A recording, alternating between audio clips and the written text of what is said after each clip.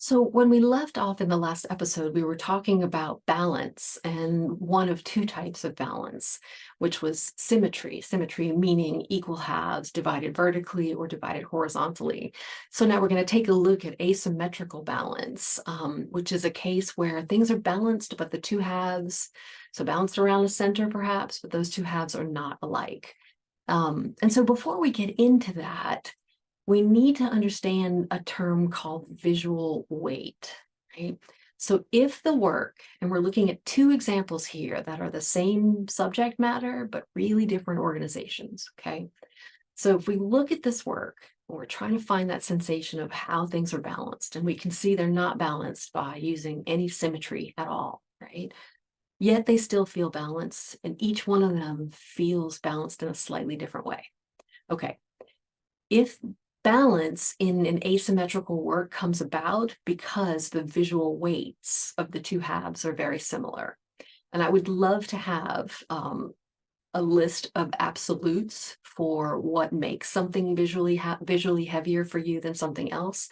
There are a few basic principles, but we'll answer that question in a few different ways later on. Okay, so visual weight is the apparent heaviness or lightness of a form. And you can really think about it as being determined by how much a form draws your eye within the composition. So the tree, for example, in Titian's Noli Me Tangere, right? The tree is isolated dark against a light sky, and my eye really goes to that. But it doesn't stop there. It continues to flow throughout the design to other places that also grab my interest, right? So again, it's helpful to think about visual weight as having the eye drawn to certain places throughout the composition. And hopefully those places relate to the story of the design. So if we ask the question, what is it that makes something feel light or feel heavy? The answer is, well, it depends, right? Visual weight really depends on relationships to other forms within the composition. Okay. So in order to understand the visual weight of something, we need to ask, how does it relate to something else in the design? An understanding of visual weight can really help an artist to create visual balance or to correct a problem, to understand when something is unintentionally out of balance, but it's not an exact science. And I think it's important to mention that balance is historically desirable, especially in the eras of artwork that we're looking at right now. But there are artists who also deliberately seek imbalance in dynamic ways too. Okay. Okay, so in asymmetrical balance, left and right are not the same. There is an implied center of gravity, though. So if we look at the two versions of Noli Me Tangere, we can compare how two artists painting the same subject arrived at a sense of balance. So this painting, both of these paintings illustrate the New Testament story in which Mary Magdalene went to the empty tomb of Jesus and saw the risen Christ, whom she at first took to be a gardener. So let's take a look at Lavinia Fontana's version on the right-hand side of the screen. Asymmetry definitely presents a difficult balancing problem, but Fontana solved it in a few really ingenious and insightful ways. First, she gave the center of the composition visual weight with Mary's large figure dressed in warm colors, and above Mary is a glow in the sky. So those two things, the warmth of the color and the glow in the sky, the head of Mary being fairly centrally located, all add visual weight. So already we've talked about how color contrast, location, and luminosity or light can draw the eye, okay? These anchor the design. Christ occupies the right foreground, but he doesn't disrupt the equilibrium of the whole because he is balanced by a higher and larger tomb to the upper left.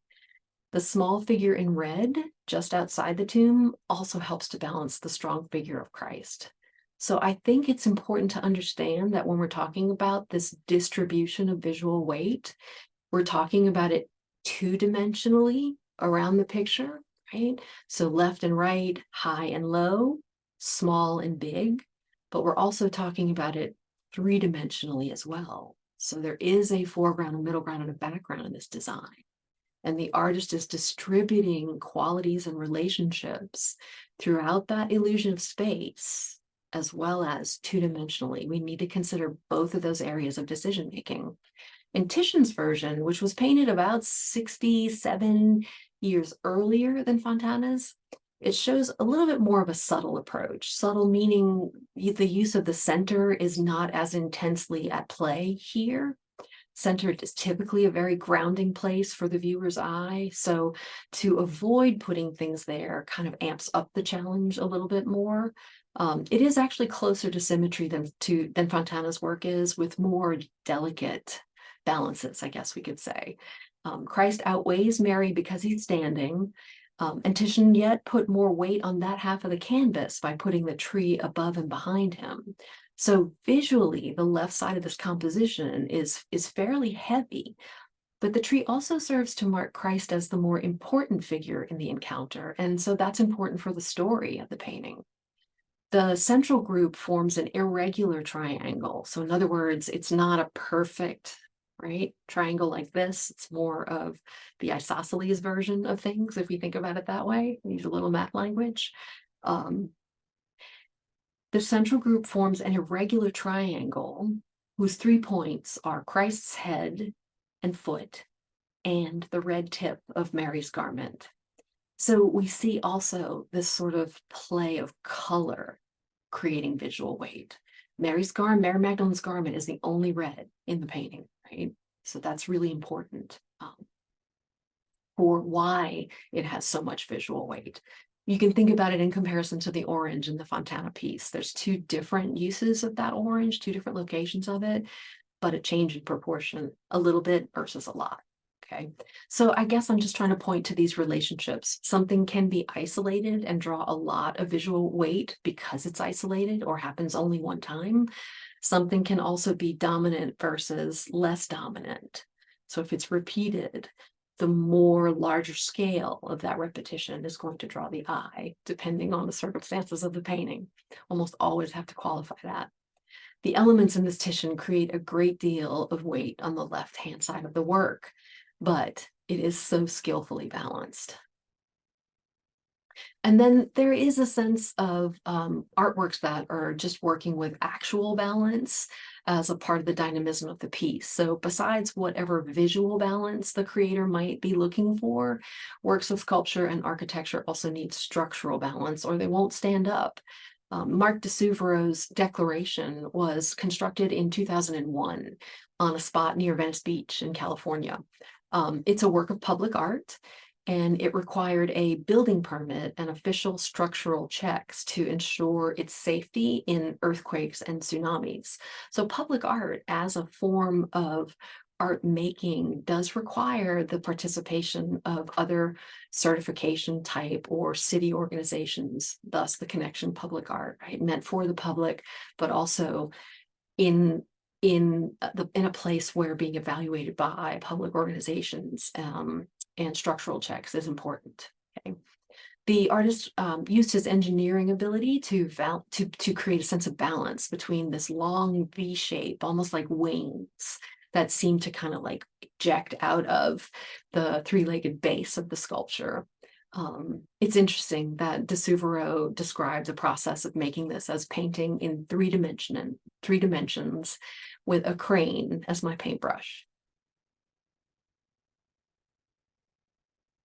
Artists use emphasis and subordination to attract the attention of viewers. And I've already mentioned those terms just in talking about the other principles of balance that we've been looking at.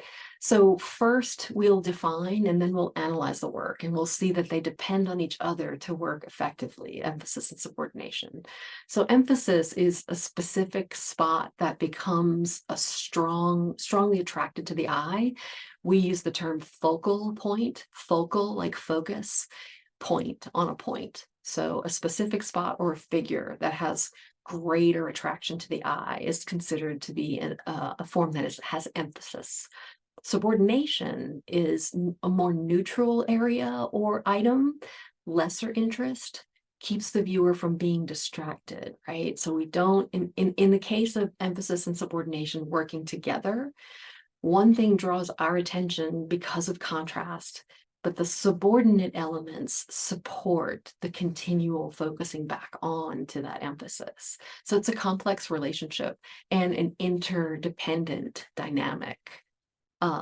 This is a really impressive mid-century poster.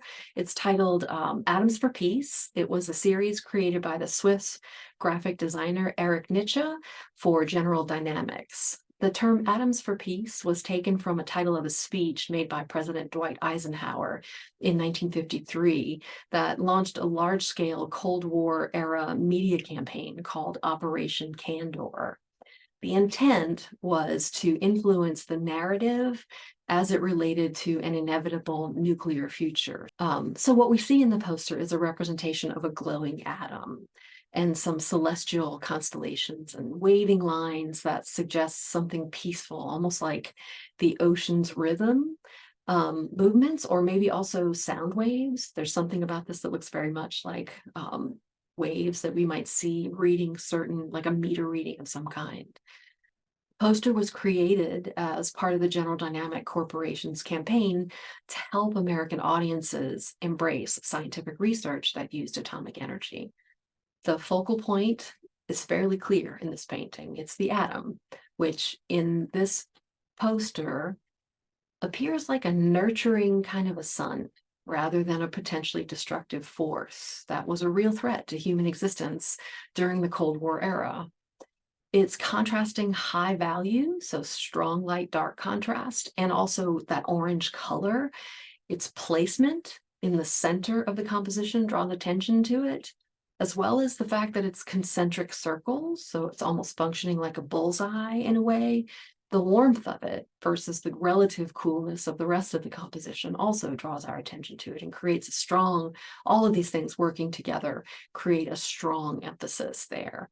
Whereas the background is much more muted, the colors are more closely related. There is not a whole lot of value contrast happening in the background.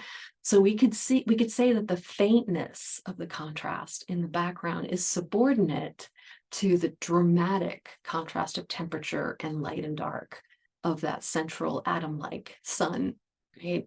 So they're working together, right? It is the quietness of the background that emphasizes the intensity of the focal point here, okay? Together, the atom and its surroundings create a harmonious whole, with the atom playing the starring role in the universe. Directional forces.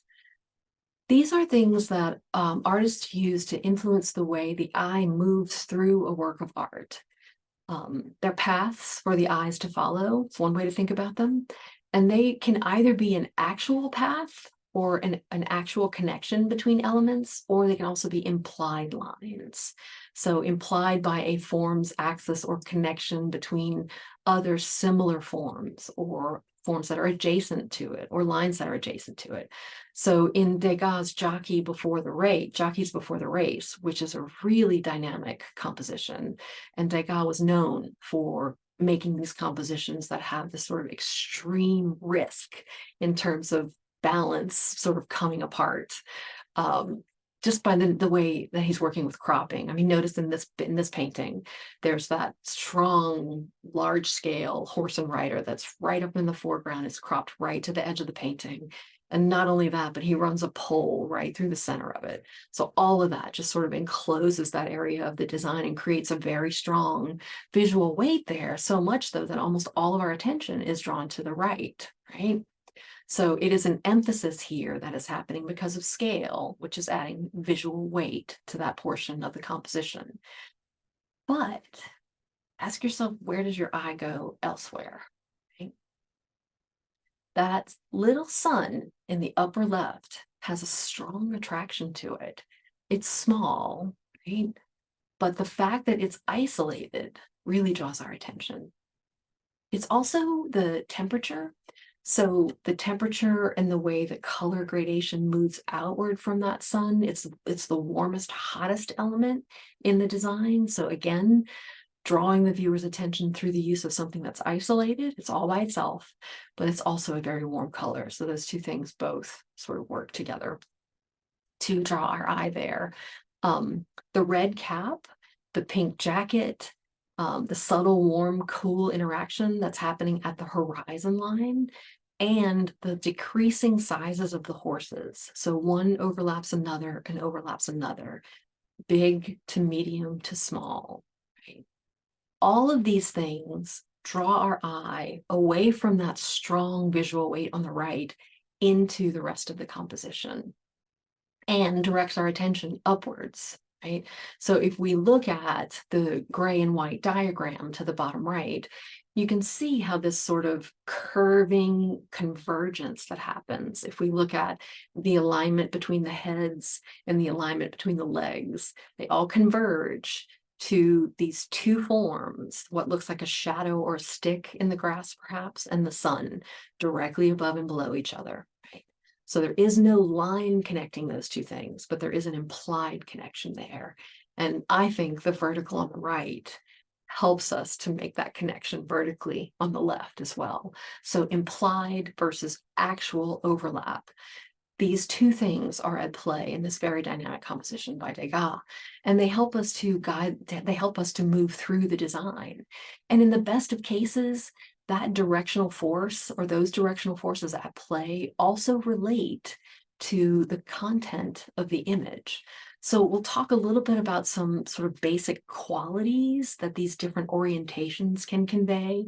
Anything that is horizontal, depending on its use in the image, tends to feel like it is standing still or at rest, right?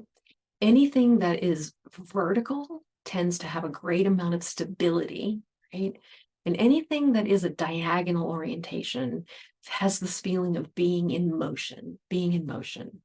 So in looking at this painting, we can think about the way emphasis and subordination and directional forces give us a series of focal points. So there are three horses and riders, right? Each of those horses and riders is in a different state of activity, right? So there's a relationship between moving through the design from one to the other, and to the states of being that each one occupies, from stillness to mobility to rest, right? Stable to mobility, dynamism to rest, right? Okay, so directional forces can come about in several different ways. So we're going to look at some of the different sort of structural choices at work in this print by Francisco Goya of a bullfight, right? So clearly the focal point is the two figures right in the middle of the composition. So the bull and the bullfighter are fairly centrally located. Notice how they're also horizontally and vertically aligned with each other. There's a drama here that's produced because of these large, isolated, dark focal shapes. But there's also a suspense that the feeling that the composition gives to us, because we're putting ourselves in the position of the spectators who are actually watching the scene. So think about it. If this sort of composition was a window from the opposite side of the arena looking into the bullfight. So we see the action that's happening, but we also see the spectators in the upper left corner looking towards the bullfighter. So there's a very strong sort of diagonal directional element that's happening there. We can also start to see the way the vertical lines of the spike or the pole are intersected by the horizontals of the composition, and the bull's tail is also connected by the horizontals of the composition. So these things integrate and also create a unity in the design, as well as support the movement towards the focal point, right? If we look at the upper diagram, we can see if you divide this composition diagonally from bottom left to upper right, that line is going to pass through the central torso of the figure, right? So that's going to add emphasis to the figure and to his location, because there's an implied relationship there to the center, the diagonal center of the composition. I think then we notice the scale relationship, how small the bullfighter is compared to how huge the bull is. There is one last organizing structure that I think we can find in this design, which is the triangle, which gives it a strong basis of focus within the rectangle of the composition, starting with the hand on the top of the pole, bottom left to the bull's leg, and then all the way to the right. Notice how that shadow on the right is very important for creating that implied structural shape within the composition. That structural shape contains the focal point of this design, this composition. Okay, we're going to go ahead and take a little break here. I want to talk a little bit about the work, come back a little bit to the work of Jacob Lawrence. More than 75 years ago, the young Jacob Lawrence set to work on an ambitious 60-panel series portraying the Great Migration, which is the flight of over a million African Americans from the South to the industrial northern part of the United States, following the outbreak of World War I, the Great Migration. By Lawrence's own admission, this was a broad and complicated subject to tackle in paint, and one that no one had ever attempted before in the visual arts. Lawrence had spent the last 3 years of his studio making addressing similar themes of struggle and hope, triumph and adversity. His work tends to be very narrative in nature, and he had work that was based around the lives of Harriet Tubman, leader of the Underground Railroad, that was 1940, Frederick Douglass, the abolitionist, and Toussaint Louverture, the liberator of Haiti, 1938. So these are all series of works that you can find. And I would like for you to spend a little bit of time with either going home or with the works of the Migration series. Review examples of this series. And I want you to think about the relationship between these subjects and the time frame that they were made and the racial concerns that they reflect. And I want you to evaluate how Lawrence conveyed his political message through the use of design principles. So we mentioned this a little bit earlier when we looked at Going Home, that he was interested in the design of things, and he studied artists whose sense of design, the graphic arrangement of shapes and the composition, was a priority in the making of their work, as it was for him. He says, "I like to study the design to see how the artist solves problems and brings his subjects to the public." So that's maybe the conversation. How is it that Lawrence uses design to bring his subjects to the public? Okay. It's a big question. Just a great way to start a conversation. And I've got a couple of resources for you on Canvas, on the additional resources for Module 3 that you might want to start with first. One of them is a Smart History lecture that goes for about 11 minutes or so and tells you about the series itself. And then you can find examples of all of the pieces in the Migration series at the Phillips collection. So I've got a link for you there that you can check out, as well as a very short talk given by Lawrence himself about the motivation behind the making of this work. So look at the work. It's an incredible series, very interesting dynamic design, and enjoy the question. And I'll see you soon for Module 3, Episode 3.